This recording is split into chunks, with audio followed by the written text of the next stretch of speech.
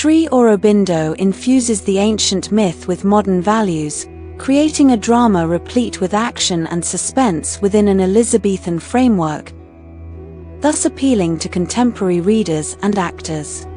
The themes of women's rights and animal and human sacrifices in places of worship remain vibrant and contentious. Notably, human sacrifices, though now illegal, sporadically resurface, as evidenced by a recent incident where a 3-year-old girl was sacrificed clandestinely in Yayadi, Mangalore. The play delineates the conflict between Pallas Athene, symbolizing power and grace, represented by Perseus and Andromeda, and Poseidon, the sovereign of the sea's darkness, represented by subhuman sea monsters and the priest Polydaon.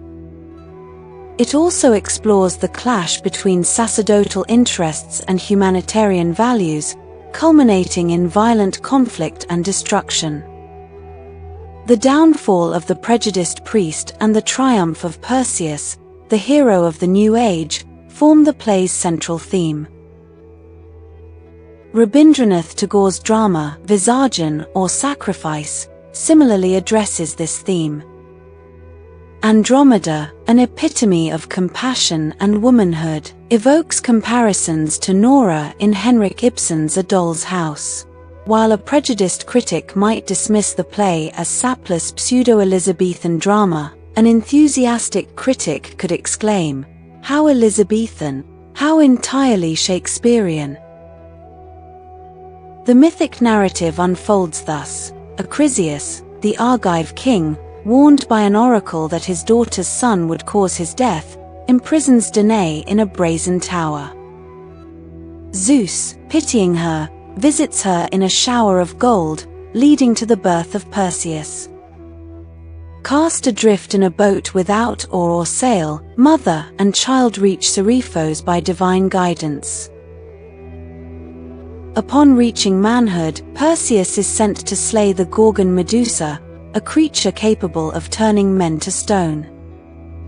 Aided by the goddess Athene and equipped with divine armaments, Perseus succeeds. He then rescues Andromeda, chained to rocks as atonement for her mother's impiety, from a sea monster, ultimately marrying her. In Perseus the Deliverer, Sri Aurobindo imbues Andromeda with an indomitable feminine spirit, characterized by sympathy for humanity. As she risks her life to rescue human victims from sea monsters. This introduces a feminine defiance of male domination, akin to Henrik Ibsen's heroines. In Perseus the Deliverer, the kernel of the action lies not in Andromeda's passive sufferance as in earlier renditions, but in her active defiance of evil. She was the precursor to Sri Aurobindo's ultimate creation, Savitri. Rebellious female characters like Rebecca West in Rosmersholm and Nora in A Doll's House strive for individuality against male opposition. Though Sri Aurobindo's drama is rooted in Greek mythology and ancient Syrian settings, the female characters, Andromeda and Cassiopeia, are portrayed as independent, making decisions based on their ideals.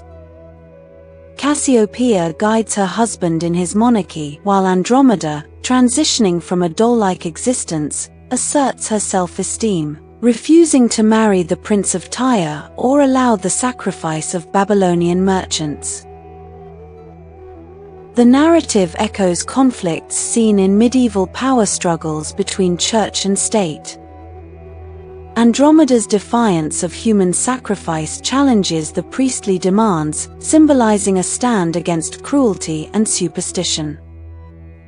Her eventual salvation by Perseus underscores the triumph of humanitarian values over dark rituals, akin to themes in Tagore's Visarjan. In the play's climax, Perseus's miraculous interventions save Andromeda, transforming antagonists into stone, reinforcing divine justice. Andromeda's plea to end sacrificial rites is granted, symbolizing the play's optimistic vision for a more enlightened future. Perseus's final words reflect Sri Aurobindo's prophetic hope for humanity's spiritual ascent, a recurring theme in his works like The Life Divine and Savitri.